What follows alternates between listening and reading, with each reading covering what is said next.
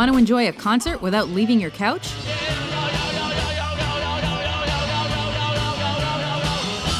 Welcome to WatchMojo.com, and today we're counting down our picks for the top 10 concert documentaries. For this list, we've picked films that focus on the performances. We've excluded films you might call rockumentaries, which capture behind-the-scenes drama, because that's a list for another day.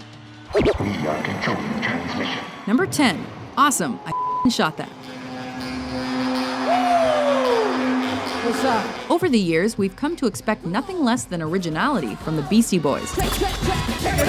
So it isn't a surprise that their documentary is one of a kind.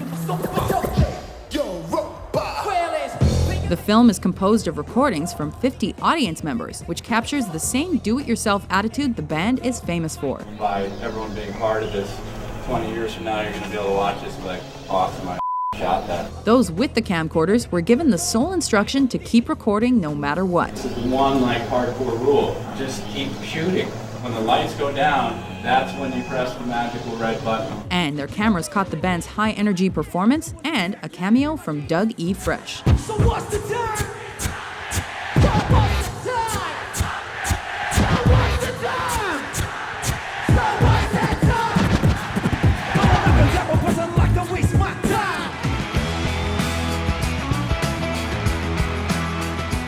Number 9. The Concert for Bangladesh.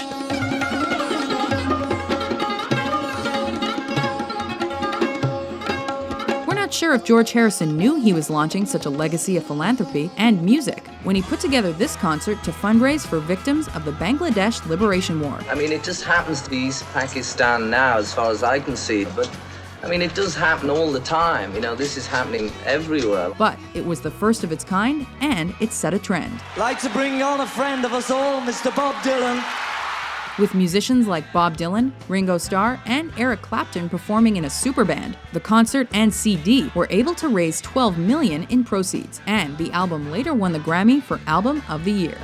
Then she bathes just like a woman, but she prays just like a little girl. Hi, I got a tape I want to play.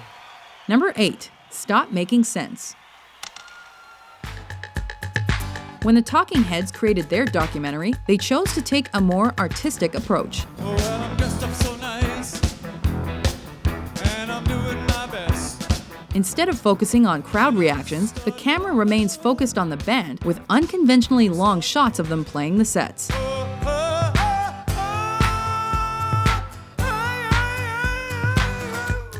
That filming technique and the minimal use of lighting allowed the focus to be solely on the band's awesome performance. The avant-garde system worked and earned them the Best Documentary Award by the National Society of Film Critics.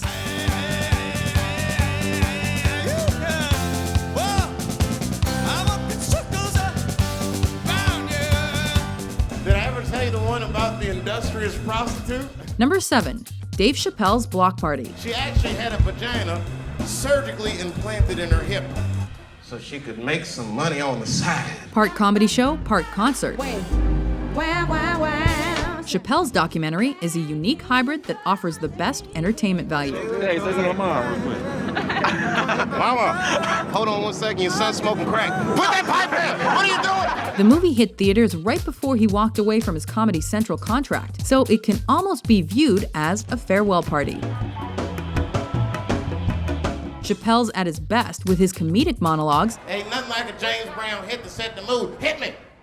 And with stellar performances from bands like Dead Presidents, Lauryn Hill, Ladies and gentlemen, Lauryn Hill! and Kanye West, the fan and critic adoration is more than deserved. I ain't never tell you to put down your head. Keep up high, yeah. Number 6. The song remains the same. This documentary captures Led Zeppelin playing shows at Madison Square Garden in 1973.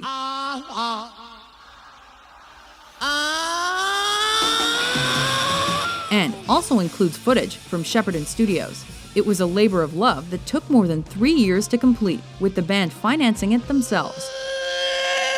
Yes, I've been crying. And initially, the film was panned for being self-indulgent, with the fantasy sequences drawing the most ire. Band members later spoke out against the production, but what's most important is that today, fans and critics love it.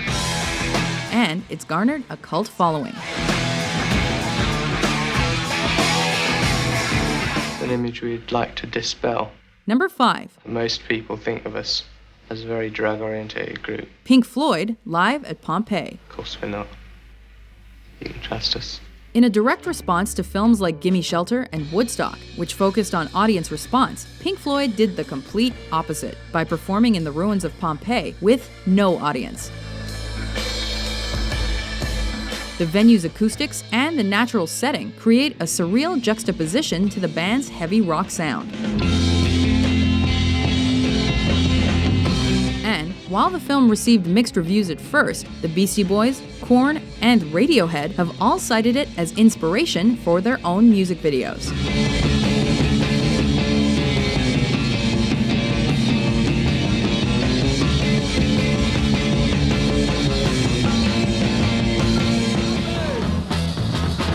Number 4.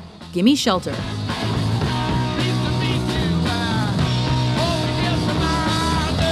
This documentary details one of the more explosive sets on our list, following the multiple fights which broke out during the Altamont Free concert. I read in one of the papers that you'll be giving a free concert in San Francisco. We are doing a free concert in San Francisco. When? On December 6th. The film is as much about the Rolling Stones' performance as it is about the restless nature of the late 60s and early 70s. That means everybody just cool out. The Hells Angels caused disruptions in the crowd, leading to chaos and the grisly stabbing death of an audience member who pulled out a gun while trying to climb on stage. Where's the gun? I'll roll it back and you'll see it against the girl's crocheted dress. Right, it's there, isn't it? All of which was caught on camera. We're splitting, man, if those cats don't stop beating everybody up inside. I want them out of the way, man. You got a truck that's out of gas in the city, you gotta find it, and we got something the band needs tonight, okay? So get him back and you know what to do. Number 3. Metallica Through the Never. Unlike other rock concert documentaries, this one mixes Metallica concert footage with the plotline of Trip the roadie running an errand for the band while he's high. I do what they tell me. I go where they send me. But sometimes the moment that changes everything is the one you never see coming. The film is visually stunning as Trip navigates the city through a riot and police opposition. Rioters begin to chase Trip for the duffel bag he possesses, the contents of which are never revealed. That unique take earned Metallica both critical and commercial success.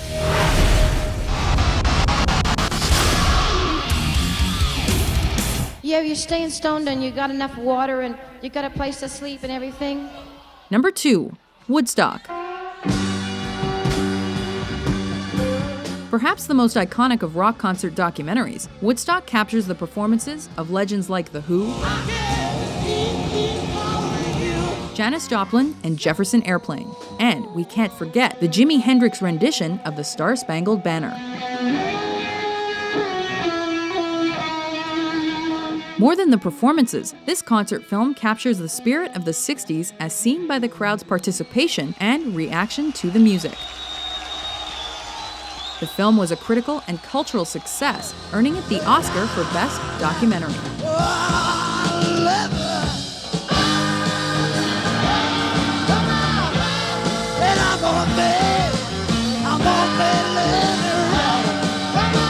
Before we unveil our number 1 pick, here are a few honorable mentions.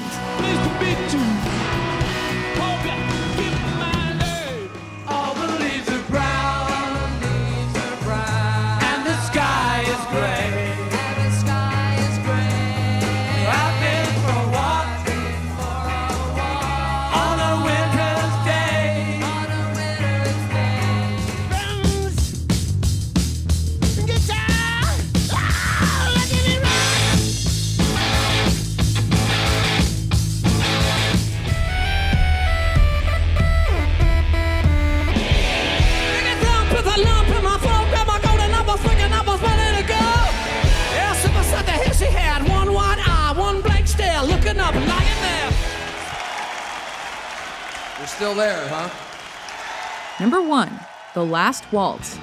They gave this poor boy his fortune and fame. No stranger to the rock doc, Martin Scorsese perfected it with his first attempt. We gave our final concert, the band's final concert.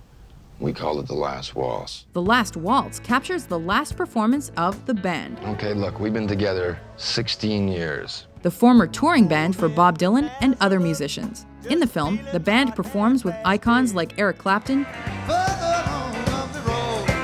Neil Young, and Muddy Waters. I'm a natural born lovers man. Scorsese stylized their performance by starting the documentary with their encore and intercutting the performances with band member interviews, creating a memorable tribute.